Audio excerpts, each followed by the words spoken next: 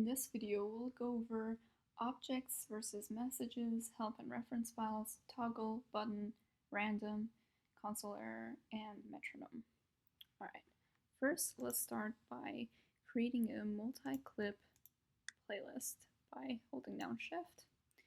And let's say we want to add more clips to our playlist. I can just drag and drop it in one of these red lines. You can always reorder them later when your patch is locked. So let's create a live gain object and connect the output of the playlist to it, and then an easy DAC object, connect the output of the gain to that. Then we're going to lock our patch, turn the audio engine off.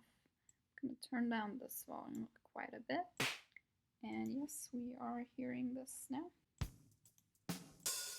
Another cool functionality of playlists is that when your patch is locked, you can make a selection inside the audio file, so it would only play back that selection that you've made.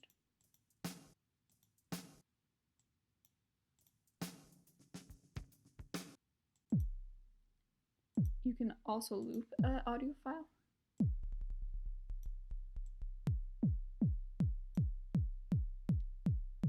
And double click to clear that selection. Alright, so this is pretty cool, but let's say I want to create a beat.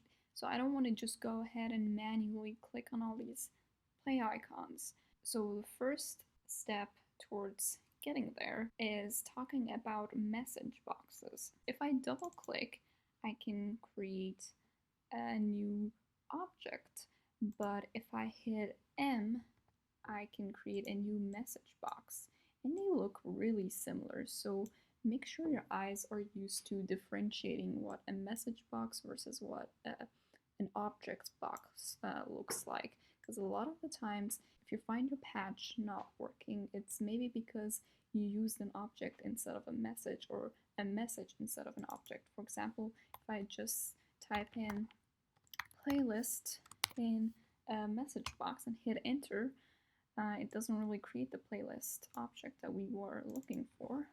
Versus if I do that here, you will create a playlist object. So a message box works like a button that sends out the text that is inside of it.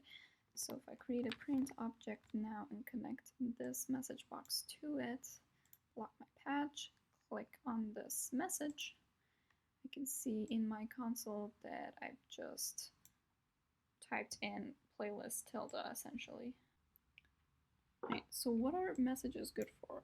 Well, the short answer is that objects can receive messages to act a certain way or to do something. For example, in a playlist object, you can send the message 1 and it will play the first audio file. You can send the message 2, it will play the second audio file, 3, the third audio file, and so on and so forth. And I can demonstrate that to you by creating a message box that it's just 1, a message box that it's 2, and we can connect the output of these message boxes to the input of our object, lock our patch, and there we go. So now that we know what messages are, let's look at the most common message, which is bang or button. So you can create an object called button, or just type B, and that will create a new button. And what button does is that it sends out a message called bang. And this will be a good time to introduce the help files and reference files. So if you right click on any of the objects, you can open their help document, and the help document is useful because it will tell you about what that object does. So we can see here that once we connected a button to a print pop-up object, if we click on it, all it does is that it sends out a message, a piece of text called bang. And this bang message is really important because that's the way we can trigger a lot of the objects or activate them. You can see that if you send anything else to the button, it also just sends out a bang. And here's the console right now. So let's look at an example of an object that would get activated by a bang message. This object is called random. And random just outputs a random number within a certain range. Now, the range that we define, it's called the random's argument.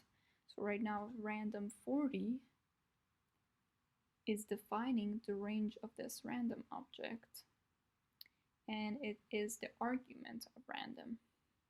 Objects can have different arguments, and the best way to know about their arguments is by opening up their help file. If you look to the right, you'll see that this random object can take two arguments which define its range and its seed, which we're not going to worry about right now. And you can also send it this messages, a bang message to activate it, or an integer to essentially set the maximum limit. And C also is kind of useful because it will show you some other objects that could be related to the object that you're looking at right now. You can also, by right-clicking, go to the reference if that object has any reference documentation, and that's a more robust documentation. Open up help at the top to references, and you can click on this home icon. In that way, you have this documentations categorized. You can go to tutorials, basics, test tone, and you can open a tutorial, which is just another max patch, but you can read what it says about that tutorial and then kind of play around it yourself.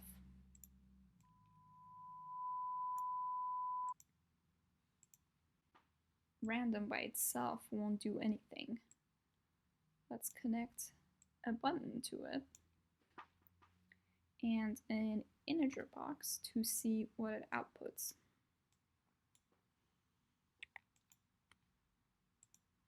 Now, if I give it a bang, it doesn't really output anything, and that's because we haven't given random an argument, and the argument is necessary for the random object. So I'm going to give random an argument of 4 because I want numbers from 1 to 4 to be outputted so I can trigger my playlist object with them, but wrong, because in Max numbers start from 0. So random 4 really gives me numbers 0, 1, 2, and 3. Random 4 never outputs 4, and that's not going to be useful to me because I want numbers 1, 2, 3, and 4. So what I can do is I can use a simple addition object. So I'm creating a new object, and we have the plus sign. I want to add 1 to every number that random outputs.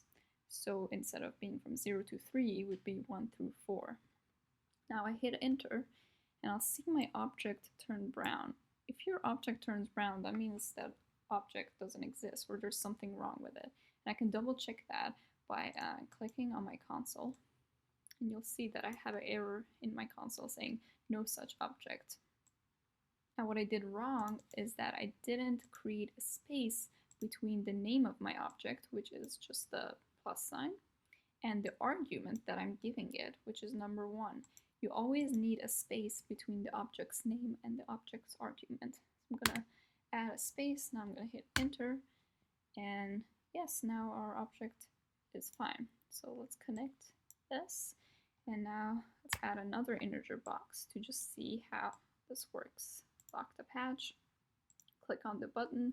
Every time I click on the button, every time a message bang goes through the random 4, it outputs a number between 0 and 3, and then we're adding 1 to those numbers. So this is what we get.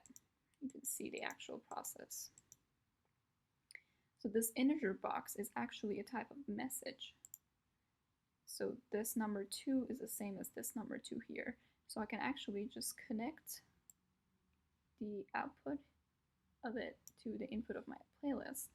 And now every time I hit bang, we should be playing one of these files randomly.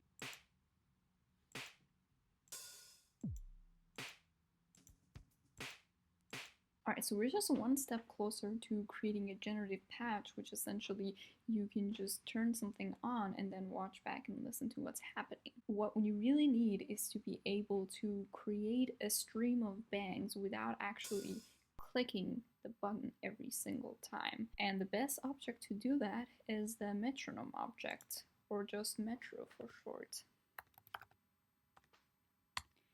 So the metronome object just sends out a bang at a regular interval that you define it, and that interval is the argument of metronome and is measured in milliseconds. So if I type in metro 1000 with a space, that means that this metro object will send out a bang message every second. So I can just connect the metronome output to our random 4 object and just delete this. Now you'll see that nothing is happening yet because we actually need to trigger metronome.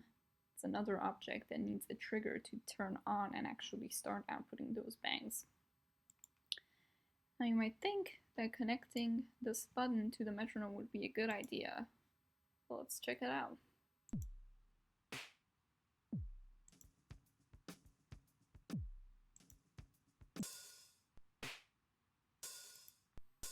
It's not a good idea because we can't actually stop the metronome unless, of course, I deleted this patch code to make it stop. So a button is just re-triggering the metronome, but it's not actually stopping it. What we need for the metronome object is something that acts like a switch, and that switch is called the toggle, or you can use the hotkey T. What toggle does is that it just outputs numbers 1 and 0. So 1 stands for being on, 0 stands for being off. Of course, we need to lock the patch to be able to use it.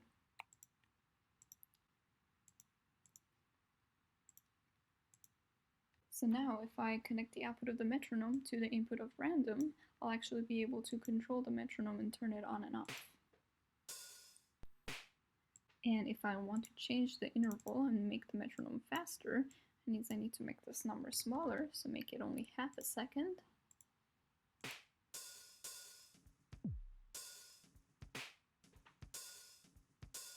In the metronome, the right inlet is the inlet that you can actually set the metronome's time interval. So I can create a message and type in 200, connect it to the right inlet, and another message with 1000.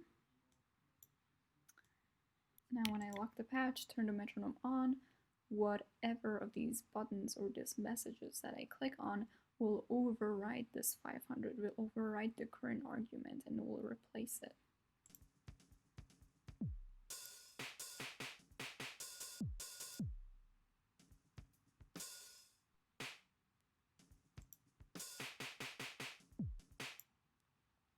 So what I can do to create even more flexibility is to connect an integer box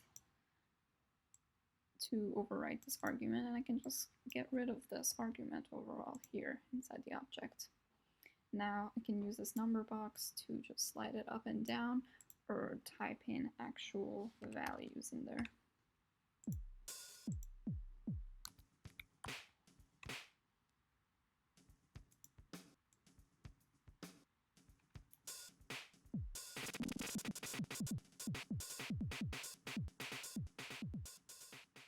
So there you go, you just created a generative patch, meaning that I can just turn this toggle on and sit back and listen to what will randomly be played back.